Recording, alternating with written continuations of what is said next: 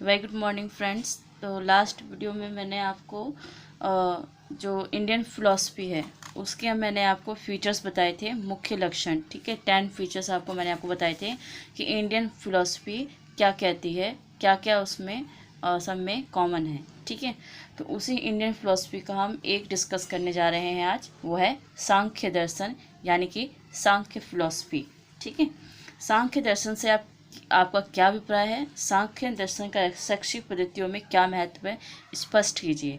Explain the Sankhya philosophy, what is importance in educational method, explain it. ठीक है, answer है इसका, सांख्य दर्शन के जन्मदाता महर्षि कपिल कहे जाते हैं। ठीक है, यानी इसके जो फाउंडर है कौन है, महर्षि कपिल। एक नंबर में क्वेश्चन आ सकता है।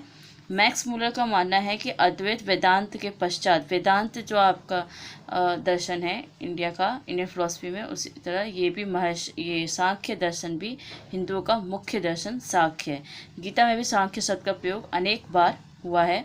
सांख्य शब्द की उत्पत्ति के संबंध में यह मानना है कि दर्शन के अंतर्गत तत्वों की संख्या निर्धारित की गई है, इसलिए इसे सांख्य के नाम से पुकारा जाता है।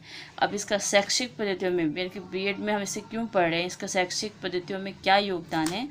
ठीक है, तो ये आपको हम नॉलेज ऑफ करिकुलम का ही, ज्ञान पाठ्यक्रम का ही यूनिट सेकंड का हम थर्ड क्वेश्चन आज कर रहे हैं। ठीक है, तो हो गया आपको इंट्रोडक्शन। अब शैक्षिक पद्धतियों में क्या योगदान है, देखिए। पहला इसमें इन्होंने क्या है, पाठ्यक्रम यानी कि करिकुलम कैसा होना चाहिए। पाठ्यक्रम को निर्धारित करते समय निम्नलिखित 3 बिंदुओं पर छात्रों का ध्यान आकर्षित कराना आवश्यक है। पहला, छात्रों को परम सत्य से परिचित करवाना तथा उन्हें उसकी प्राप्ति हेतु अभ्यास कराना। सेकंड है, छात्रों के समस्त मानसिक शक्तियों का अधिक अधिक विकसित करना और उनको परिपक्व बनाना, यानी कि मैच्योरिटी दिलवाना। थर्ड है, छात्रों में व्यवहारिक जीवन यापन हेतु शारीरिक और मानसिक कौशलों का ज्ञान कराना। यह कौशल ही छात्रों का व्यवसाय में समृद्ध बना सकेंगे। ठीक है, तो ये उनका पाठ्यक्रम का सुझाव दिए गए हैं कि क्या क्या उसमें ये बिंदु होने चाहिए। अब इसके आधार पर इन्होंने अवस्थानुसार पाठ्यक्रम निम्नलिखित बताए हैं। पहला है शैशवावस्था। शैशवावस्था में शारीरिक स्वास्थ्य और व्यायाम एवं खेल को पाठ्यक्रम का अंग बनाया जाना चाहिए। सेकेंड है बाल्यावस्था। इस आयु वर्ग में भाषा, गणित, इतिहास, भूगोल, समाजशास्त्र तथा विज्ञान विषयों को पढ़ाया जा सकता है। किशोरावस्था। इस आयु वर्ग में विचारों की प्रौढ़ता और परिपक्वता आ जाती है, इसलिए इसमें विवेचनात्मक और तर्कपूर्ण यानी कि विषयों को पढ़ाया जाना चाहिए। शैशवावस्था में खेल और व्यायाम, शारीरिक स्वास्थ्य। इसमें आयु वर्ग में जो है भूगोल, समाजशास्त्र, भाषा, गणित। और किशोरावस्था में क्या पढ़ाया जाना चाहिए, विवेचनात्मक यानी कि तर्कपूर्ण क्वेश्चन। ठीक है, अब इसमें शिक्षा का क्या उद्देश्य है सांख्य दर्शन में। सांख्य दर्शन के अनुसार शिक्षा के मुख्य उद्देश्य निम्न प्रकार से हैं। पहला, सांख्य दर्शन के अनुसार शिक्षा का मुख्य परमार्थिक उद्देश्य बालक को मुक्ति तथा मुक्ति मार्ग को प्राप्त करना या उसे अंधकार युक्त से अज्ञान से प्रकाशमान ज्ञान की ओर ले जाना है। पहला इनका उद्देश्य यह है शिक्षा का। सेकंड, बालक में क्रियाशीलता पैदा करके शिक्षा के माध्यम से उसका शारीरिक, मानसिक और बौद्धिक विकास करना है। थर्ड है, मानव जीवन की पूर्णता के लिए शरीर तथा आत्मा के बीच उचित प्रकार के समायोजन का विकास करना। फोर्थ, इस दर्शन के अनुसार शिक्षा का लौकिक उद्देश्य यह है कि यह बालक के सात्विक पक्ष का विकास करे तथा उसे तामसिक और राजसिक पक्षों से मुक्ति दिलाए। ठीक। पांचवा है, बाहरी जगत के अनुभवों के द्वारा बालक का बौद्धिक विकास करना। ठीक। थर्ड, देखिए शिक्षक कैसा होना चाहिए। सांख्य दर्शन में एक ऐसे अध्यापक की आवश्यकता होती है जिसे अपने विषय का पूर्ण ज्ञान हो, जिससे कि वह छात्रों में आत्मज्ञान उपलब्ध करा सके। सांख्य शिक्षक में यह भी आशा रहती है कि उसे ज्ञान प्राप्ति में प्रमाणों में पूर्ण ज्ञान हो तथा प्रमाणों की सहायता से वो बालक के ज्ञान के विकास कर सके।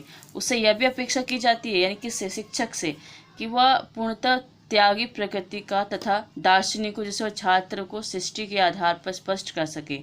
छात्रों की जिज्ञासाओं तथा गुत्थियों को सुलझाने का प्रयास करे जो बालक के विकास में बाधक है।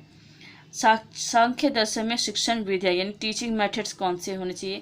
सांख्य दर्शन प्रत्यक्ष विधि पर बल देता है। सांख्य निरीक्षण विधि और प्रयोग विधि को भी आवश्यक मानता है। प्रत्यक्ष वस्तुओं का, वातावरण का, घटनाओं के अध्ययन कराने के लिए अनुभव द्वारा शिक्षा की विधि भी उपयोगी है। ज्ञात से अज्ञात वस्तुओं तक पहुंचाने हेतु अनुमान विधि उपयुक्त है। इसके अतिरिक्त आप्त वचनों को महत्व देने के कारण प्रश्नोत्तर, चर्चा, विचार, व्याख्यान, अध्ययन तथा अध्यापन तथा अन्य विधियों को भी अपनाना चाहिए। इस प्रकार सांख्य लगभग सभी नवीन और प्राचीन विधियों को स्वीकार करता है। सांख्य दर्शन शैक्षिक महत्व, इसका इम्पोर्टेंस, एजुकेशनल इम्पोर्टेंस क्या है। इस दर्शन की विशेषताएं निम्नलिखित हैं। यह व्यक्तिक विभिन्नताओं को संकेत करता है, यानी पर्सनैलिटी दिखाता है। इसमें प्रकृति 3 गुणों की व्याख्या की गई है। इसमें स्पष्ट बताया कि हर प्राणी में अलग अलग गुणों का आधिक्य होता है। सेकंड है बाल विकास का वर्णन, आज के मनोवैज्ञानिक विकास की अवस्थाओं की ओर संकेत करता है। ठीक। थर्ड है यह व्यवहारिक तथा आध्यात्मिक दोनों हैं, तो ज्ञान की विभिन्न शाखाओं को अपने में समावेश करने का प्रयास है। फोर्थ है इसका विभिन्न नवीनतम विधियों के क्षेत्र में अपरिमित योगदान है। पांचवा है प्रत्येक व्यक्ति के व्यक्तित्व को महत्व देने के कारण यह लोकतांत्रिक विचारों का मार्गदर्शन करने की प्रेरणा प्रदान करता है। 6 है जिन विधियों का इसने प्रतिपादन किया है वह किसी न किसी रूप में आज के वैज्ञानिक युग में भी मान्य है। ठीक। तो आज हमने क्या पढ़ा है, सांख्य दर्शन यानी कि सांख्य फिलॉसफी, इंडियन फिलॉसफी का एक महत्वपूर्ण दर्शन, जिसके फाउंडर थे महर्षि कपिल। इंट्रोडक्शन, इसके बाद शैक्षिक में क्या योगदान है, पाठ्यक्रम के बारे में बताया है। फिर उन्होंने उसके हिसाब से, बच्चे के हिसाब से पाठ्यक्रम के बारे में बताया कि शैशवावस्था में क्या होना चाहिए, बाल्यावस्था में क्या होना चाहिए, किशोरावस्था में क्या। फिर उसके बाद है इनके शिक्षा के क्या उद्देश्य हैं।